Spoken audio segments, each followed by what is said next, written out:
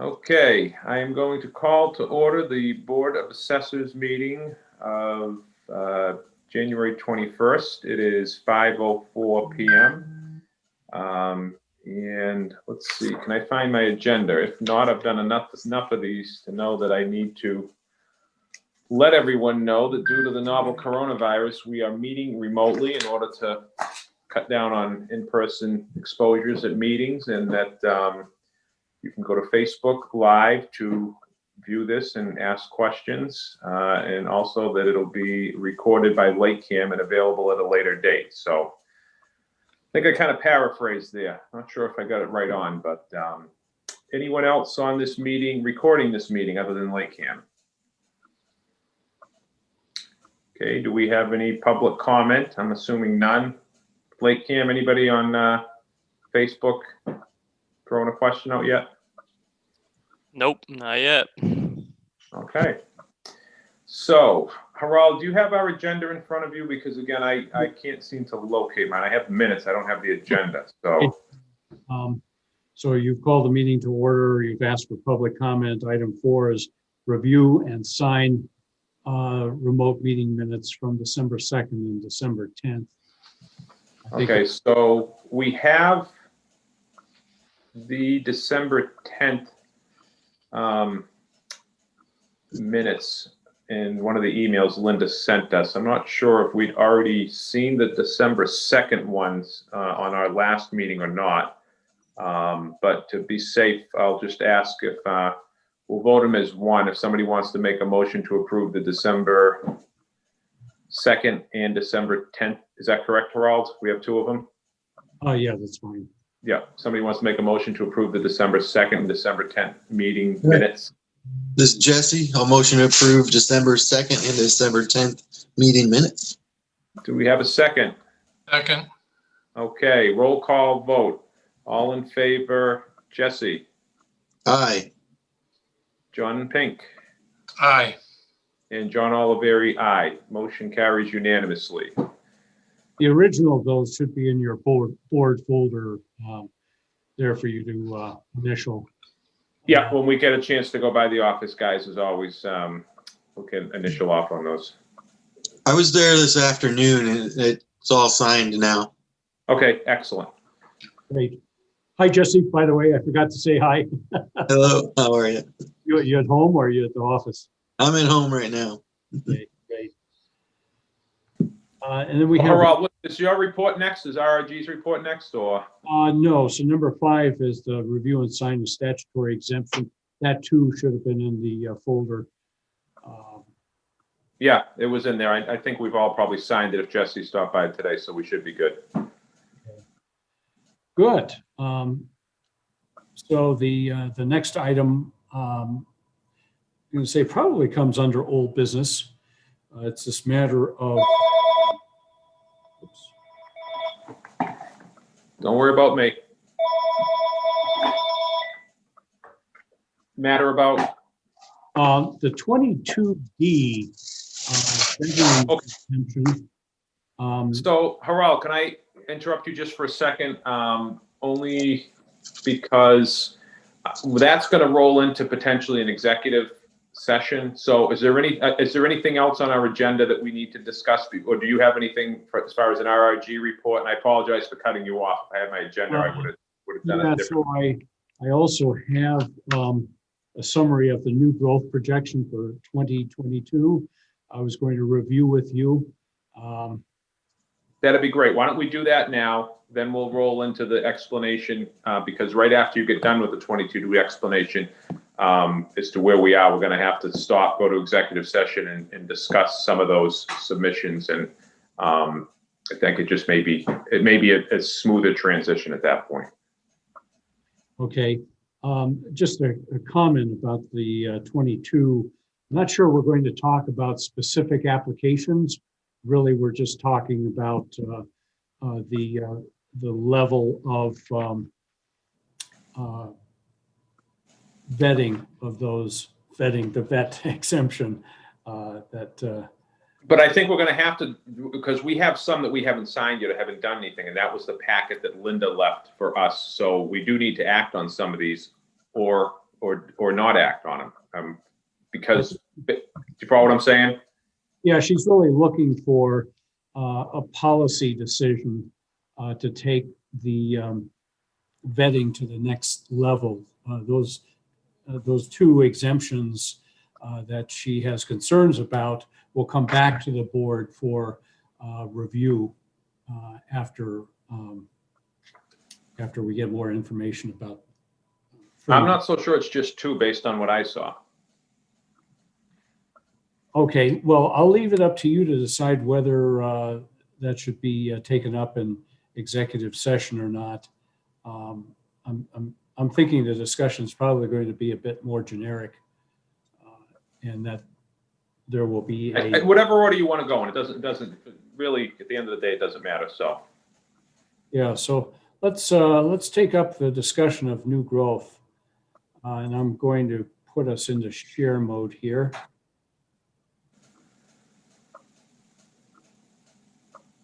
So I had completed this analysis last week, last Thursday. Wanted to review it with you, the Board of Assessors.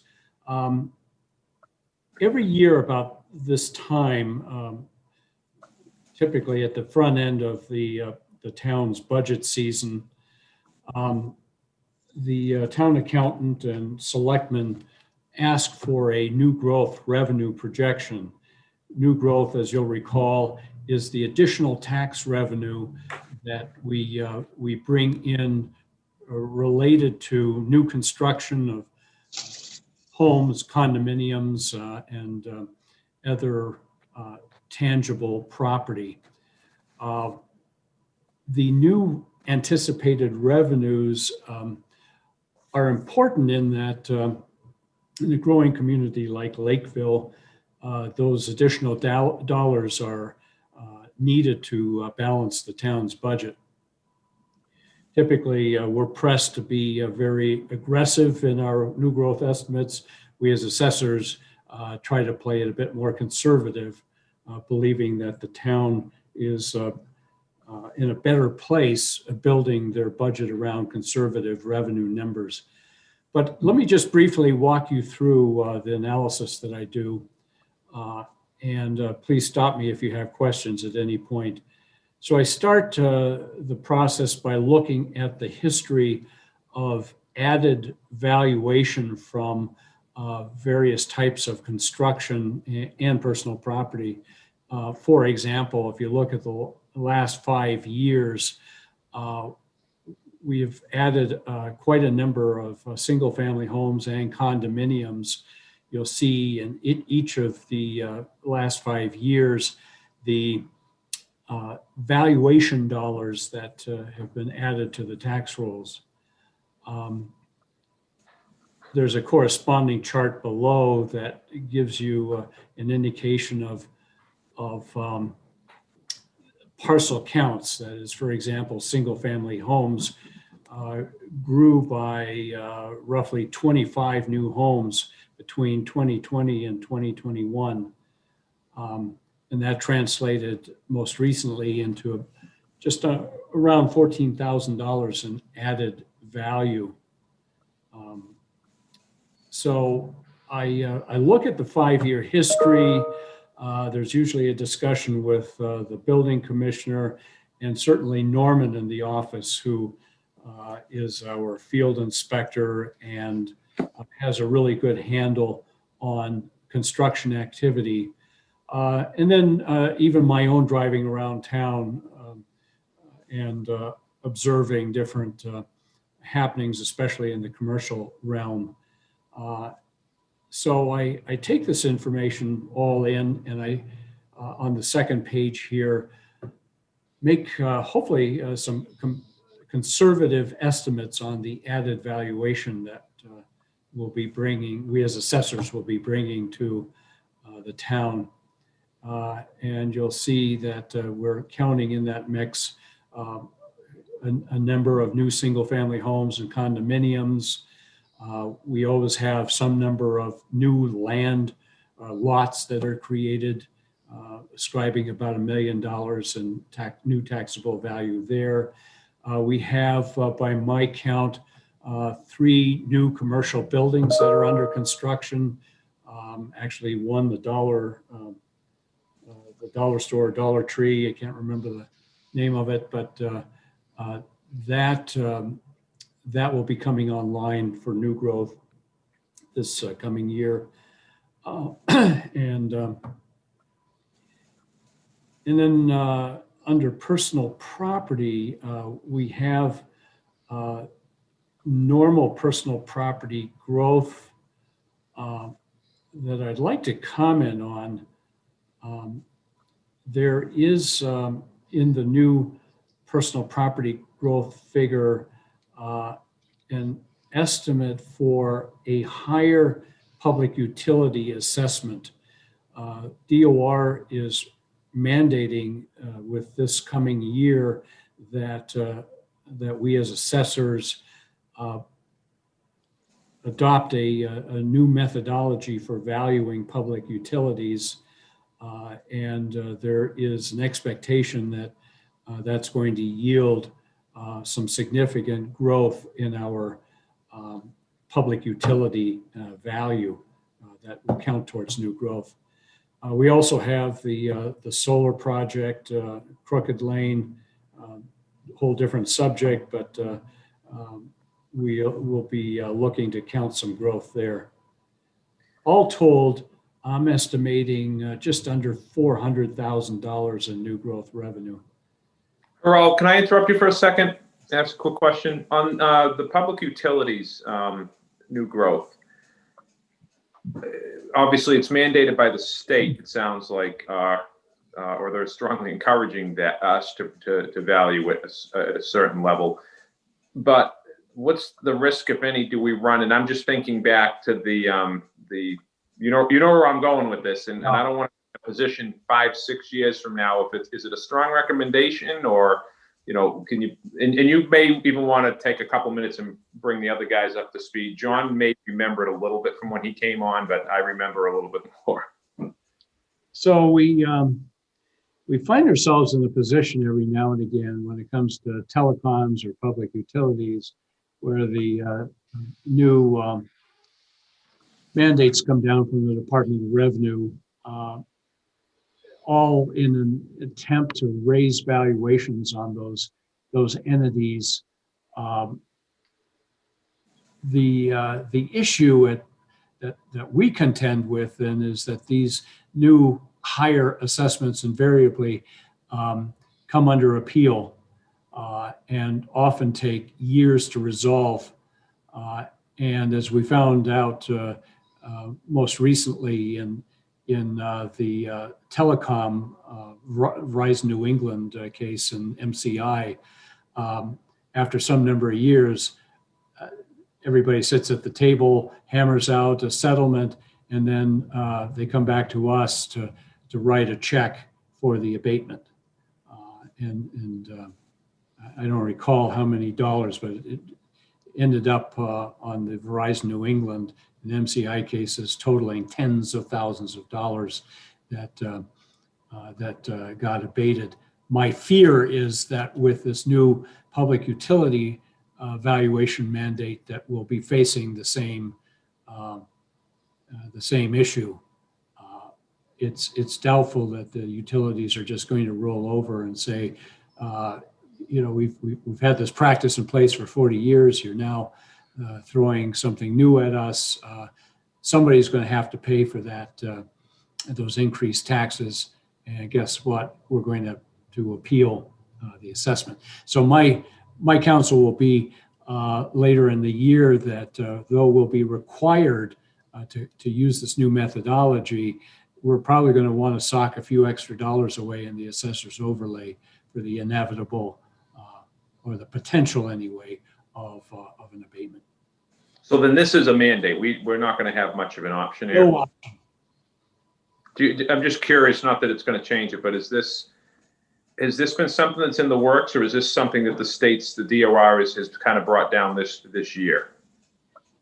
So the DOR has, for many years, had a consultant, a George Sansucci, who's a utility appraiser, who's advised the DOR on all subjects that deal with telecoms and power generation plants and such.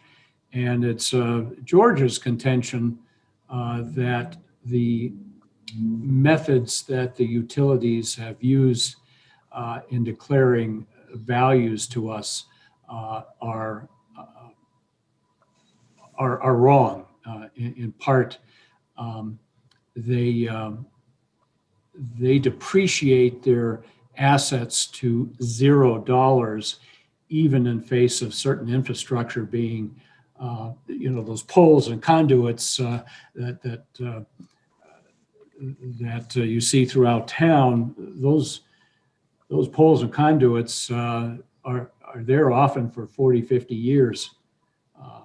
And yet they depreciate those assets to zero within some number of years, way shy of their actual life. So his contention is not a bad one, but it is going to require a boatload of work, actually the potential of thousands of individual items that they'll be reporting to me, hopefully in electronic format. And then I'll have to employ the prescribed valuation methods to value those assets.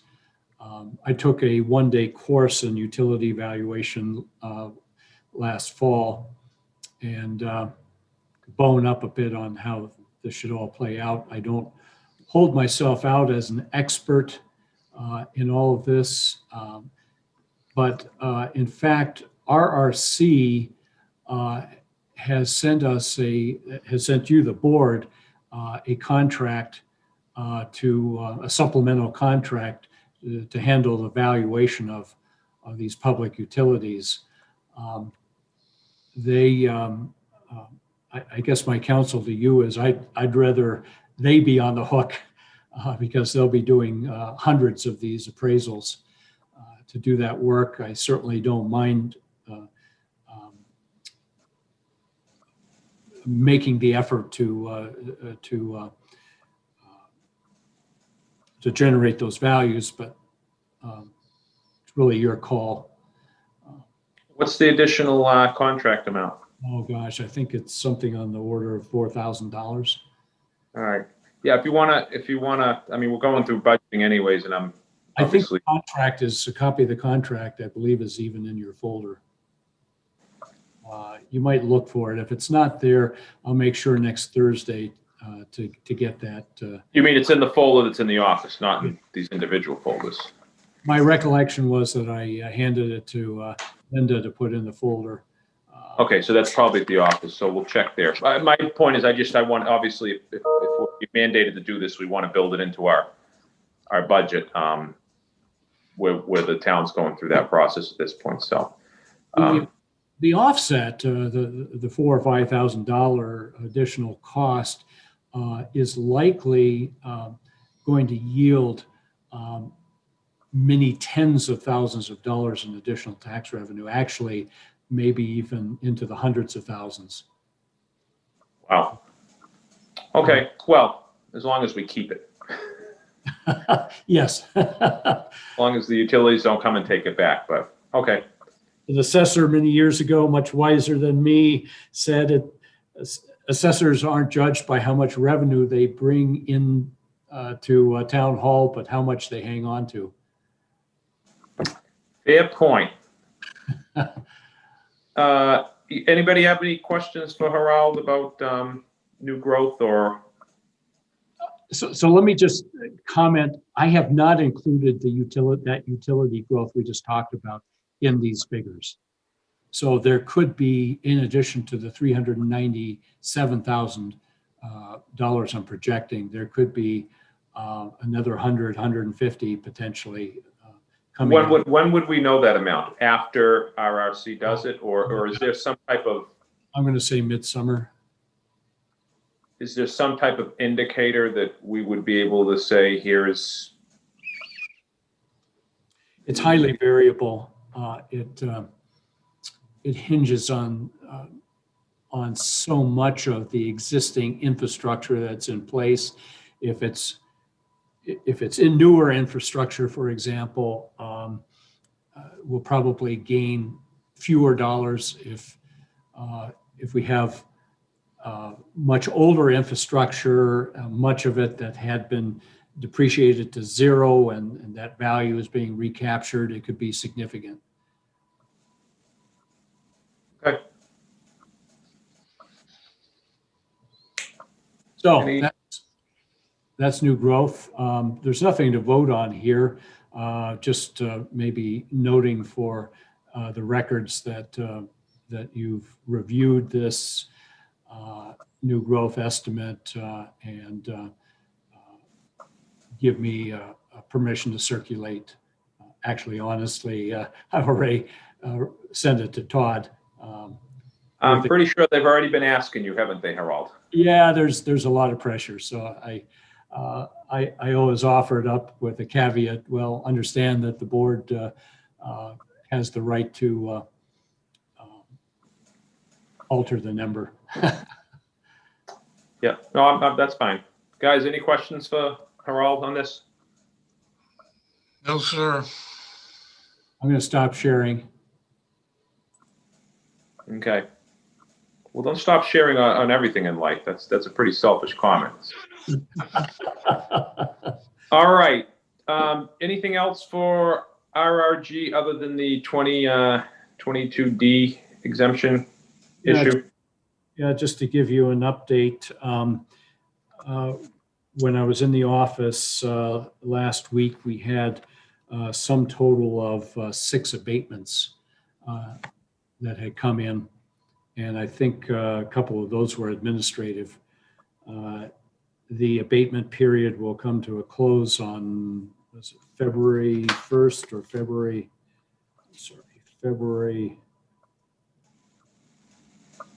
1st. I'm not expecting an avalanche of abatements, but nonetheless, I have been taking calls here and there, inquiries from taxpayers with general questions about their bills and assessments. Norman's been real good about that as well. So as soon as we conclude our February 1st deadline, I'll be jumping onto the review of those abatements, and then, as is our tradition, send you a file or a notebook with the workups. Great. Hoping to accelerate that. I know we still have almost 2 weeks to go, but only 6, or maybe a little less than 2 weeks. That's not bad, is it? Yeah, but you know, the last day, the truck backs up to the back door, and Well, the good news is the back door is locked these days, so. All right, so why don't you give us the overall 22D issue, and then we'll go from there. Yeah, so just to reacquaint you, if there's so many statutory exemptions, I couldn't expect you in course 101 to remember every detail of every exemption. So let me just review the 22D.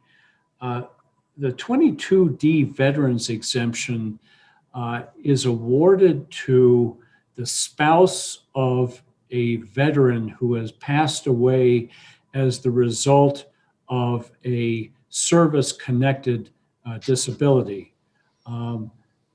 Over the years, I've had some number of Agent Orange vets, so-called, having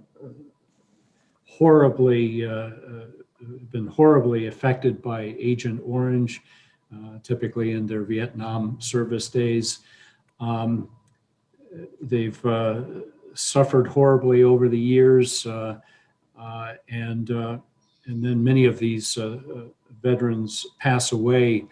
The 22D exemption provides for a total 100% real estate exemption. In other words, their tax bill goes to zero for as long as that spouse lives.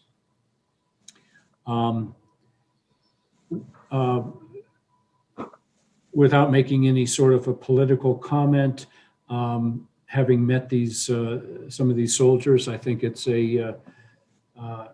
certainly a wonderful way to reward veterans who have been afflicted in this way. Sometimes I wonder why the veteran himself, when he's alive, can't have that exemption. The problem we have had, and we've got 2 or 3 examples, is we have had veterans who have received their regular veterans exemption, often for some sort of a non-fatal wound or injury, but then we learned that they pass away not because of that service-connected injury, but they die for other causes. We had a recent case where the veteran developed ALS, Lou Gehrig's disease, and then passed away as a consequence of that disease. And the spouse's wife has applied for a full exemption. The question we're raising, and to you, the assessors, is what level of vetting do you believe is appropriate to ascertain whether that cause of death is truly the result of the service-related injury?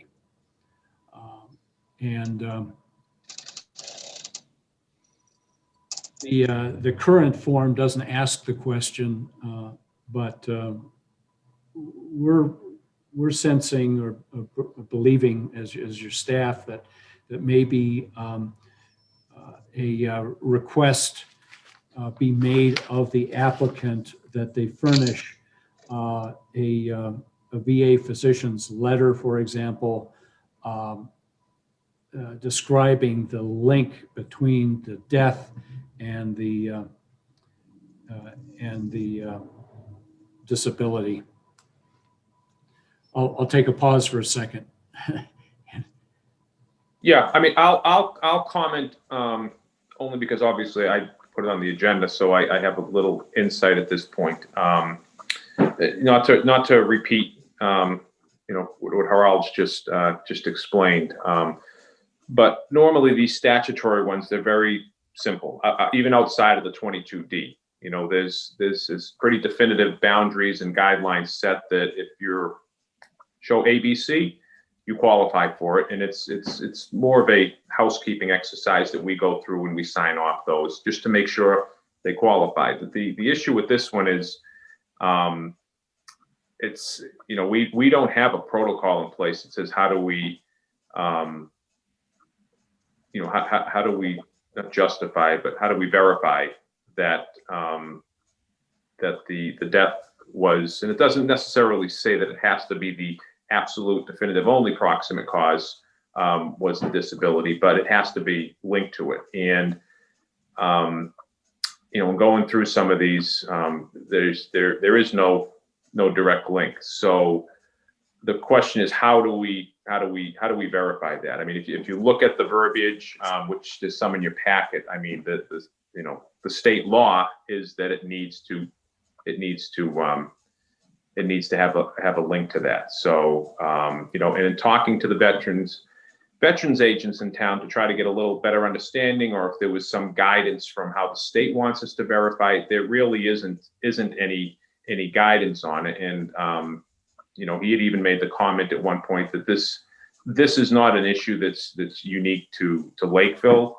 They're having, with what's going on with COVID, for example, they're having some veterans' deaths come up marked COVID because they had COVID at the time of the death. And it's becoming a problem for those veterans because, their spouse isn't getting the benefit.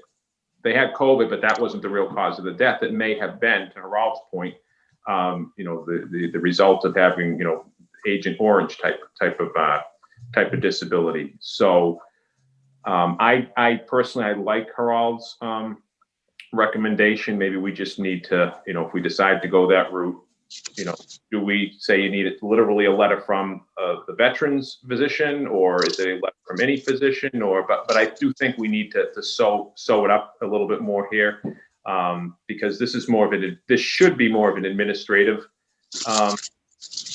exemption, in which whoever clerk is in the office, when it comes in, all right, I have the paperwork filled out, I have the death certificate, and I have this final document that confirms that the disability that's on the paperwork actually is tied to, you know, unfortunately, the cause of death. So I guess the question is, you know, what threshold do we want to put in place to verify the cause of death? I will say, I've got something about that. If I could, every one of them has a letter that says yes or no, they died because of a service-connected disability. correct. It's from the VA, so.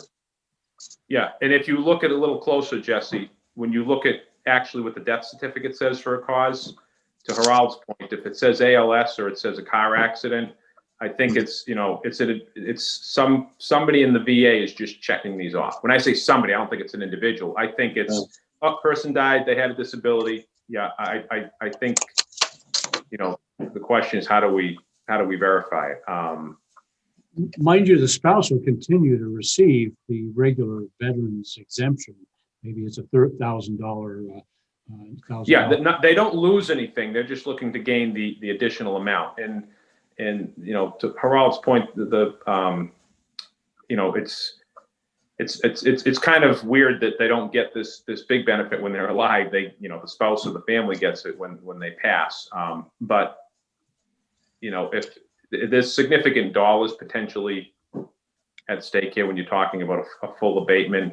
So again, I'm not commenting on whether they should or shouldn't get it. I think we should do anything and everything we can for our veterans. Our role is to look at what the law is and interpret how to execute that to make sure that it's done in concert with what the intention was. And the intention was, if you were injured or had some type of disability that, you know, fortunately you didn't die from when you were in the service of the country. If it does, you know, get to that point later and it causes you premature death, you know, they want to give something to the family, which we should. So we just need to make sure we give it to the right people.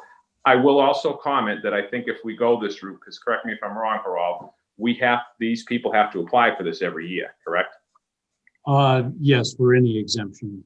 There's right. So, and the reason I point that out is, if somebody has been receiving this who did not, or the spouse, I should say, has been receiving this and they should not have been receiving it for, pick a number, 5 years, 6 years, there may be some folks who are going to come back and say, listen, I've been getting this all along. What do you mean I'm not going to get it now? So, and again, I'm just putting everything that we've researched and found on the table, so we do know the ramifications of whatever decision we make. So I think I've filled in most of the blanks here, so I'll entertain comments or questions for Harald from my fellow board members. Thoughts?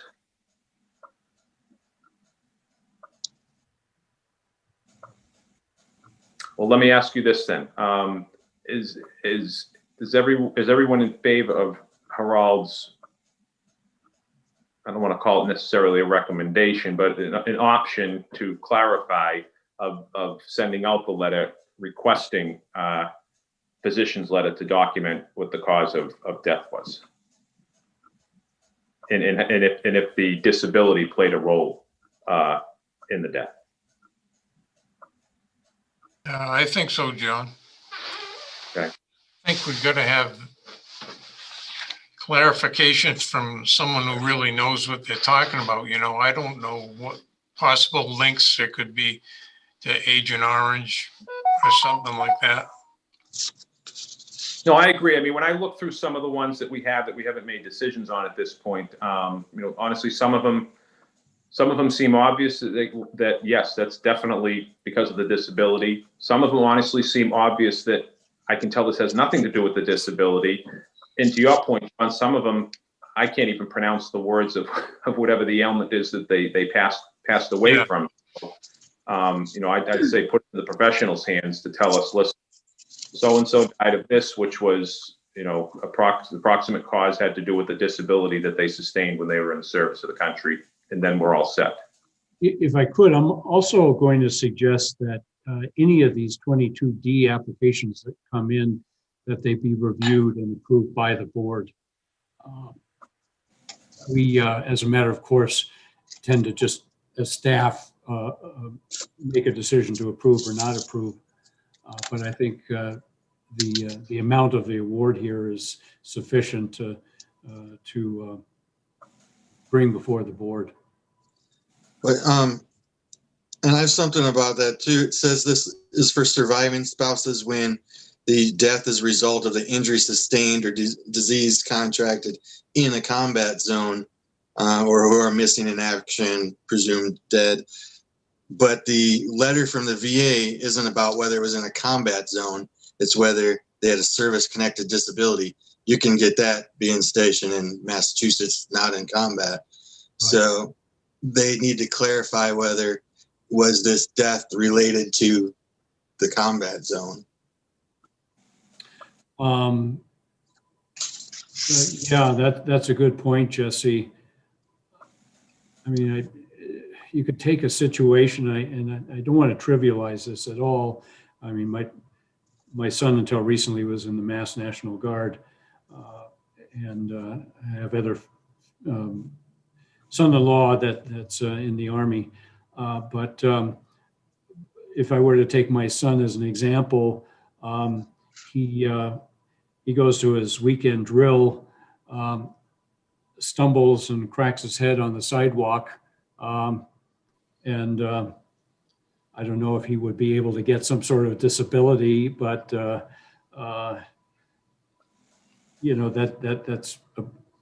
a bit different than being actually in the trenches. Well, Jesse, brings up a great point. We could probably hone in a lot on all right, how do we make sure that it was a combat injury versus a non-combat injury, but and all these other things. I'm not sure how we would do that. I think the physician's note is doable because it's pretty self-explanatory. The spouse has to, call the VA or go to his, physician at the time and just get us something on someone's letterhead that gives us backup to say that we did it. I'm not so sure the VA in anything that I've seen but let me ask you this, Harald. The regular exemption that they get, is that, prior to death, does that have to come from a combat injury? That is a service-connected injury. It doesn't say war or anything like that. Just service-connected. Okay. And we take the letter at face value. The letter's presented. We Yeah, no, I'm thinking outside the box. I mean, Jesse brings up a great point. If we're going to ask them, if we're going to try to, follow this law to the, and interpret it and execute it as is intended, well, we want to make sure we do it across the board where we can. Again, the physician's letter is relatively easy. The question is, how do we confirm that it is in combat? Do we take it to the next step and tell them you need to get a letter from the VA that states that it was a combat injury?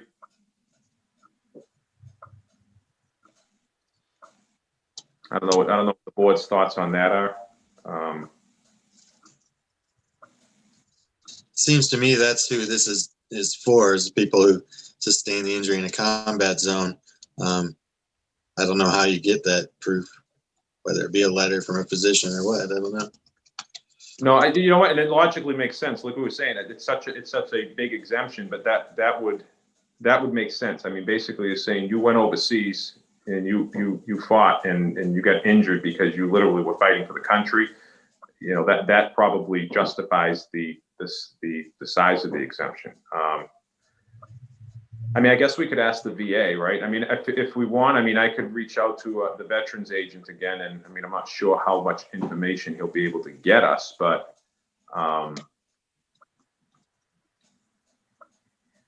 you know, I mean, I'm just not so sure how you know, it's one thing to go to a doctor and get a note. It's something else, I think, sometimes to go to a bureaucracy the size of the VA and say, can you get me something that says it was combat related versus something else related? And I also want to make this, whatever we're using is it to verify the exemption. I want to make sure it's something that somebody can obtain too. You know, I don't need some surviving spouse to, you know, have them take 6 months to get something that they you know, for something they rightly deserve. Do we initially start with the physician's letter, and we can always add another layer if we find out it's relatively easy to obtain? You certainly have that option. I don't know, what do you guys think?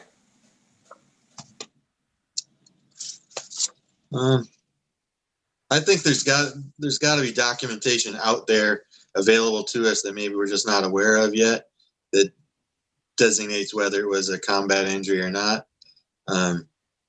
Might just take a minimal amount of research just to find that out, and then we would just have to point them in that direction to get the documentation.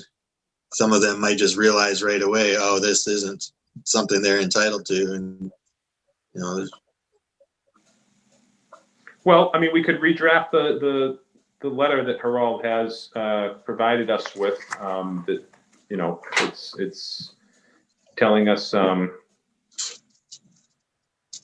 know, the you need something to prove the disability was tied, the death was tied to the disability, and also that you know, that it was due to a combat injury, and potentially leave it up to the applicant to, maybe they have some documentation that the person got when they were injured, you know, some award they received that they can get us a copy of, which would prove it, or maybe they need to call the VA, or you know, they go to their veterans, you know, I guess put it on them, say, you know, give us a physician's letter and give us some other type of proof. I think the VA is very good about working with veterans on these matters. I don't think it's onerous to go to the VA and say, hey, I'm applying for this exemption. Help me out here. I think for us, the question comes down to due diligence, and I mean, the value of a full exemption over the course of say 20 years could run into the hundreds of thousands of dollars potentially. And so if we have something like 100 veterans that are presently getting exemptions, and a substantial number of those upon their death now see their spouses receiving 100% exemptions, we could be talking some serious dollars here. So I like Jesse's point. I think just that simple little request of providing us with some further documentation isn't unreasonable. Okay, so it sounds like we're heading towards your letter, but the two key components are a physician's letter that ties the death to the service-related injury, and documentation that the service-related injury or disability was, I mean, obtain's not the right word, but you know, it happened when you were in a combat zone. Does that sound about right, guys? I think so, yeah. Okay. Okay, so Yeah. I think this is something I want to vote on because, Harold in the office will probably be getting some questions from people. Why do you want this? I didn't have to provide it to you before, et cetera, et cetera. So would someone like to make a motion to that fact? I motion that we request the applicants provide proof that their death was a result of the requirements of clause 22D, sustained in a combat zone. You want to second that, Mr. Pink? I will second that. Any further discussion, or does that motion work for you, Harold? Yes, it does. Okay. Okay, we'll do a roll call vote. All in favor? Jesse? Aye. John Pink? Aye. John Oliveri, aye. Motion carries. Okay, now for the second part to this, and this is the one where we gotta, we gotta figure out, we have a few of these in the packet, guys, and I had Linda do them separately, hard copy, obviously, because of privacy issues. I don't need these to end up any place they shouldn't, so we can either get them back to Linda or destroy them when we're done. Some of these are the ones that are in question right now. So I guess the question is, do we go into executive session to discuss them? Or, Harold, tell me timing wise, if this is even possible, do we reach back out to the applicant and advise that we need some additional documentation? I would rather that. I would rather do the reach out. Linda will. Do we have time? I think obviously we have time frames with these We exemptions. have until the end of March to act on these applications. Okay. Are we all good with that? And the only reason I ask is because Linda's going to call these people up. We know what's going to happen, Harold, right? Well, this got approved last year this way, or, I've had this thing submitted for a month and a half, just, so everyone's on the same page in case somebody bumps into and says something to you. A couple of people will probably complain about it, but I want to make sure everyone's on the same page. So we don't need a vote. Is the consensus that have Linda request the documentation that we just discussed? Yeah. Yeah. Aye. Okay. All right. You have your direction then, Harold. Okay, All right. that's the end of the agenda then. There's nothing more to talk about. Do we have any other business to come before us? Okay. Having said that, anyone want a motion for us to adjourn? I make a motion that we adjourn. I'm assuming you're going to second that one, Jesse, unless you want to Second continue to that. talk to. I second that. Okay. No further discussion is allowed. That's the chairman's privilege, and I'm just going to call the vote. So roll call. Jesse? Aye. John Pink? Aye. And John Oliveri is in favor. Meeting is adjourned at 5:52 p.m. Thank you all for your time, and We skip in executive. we can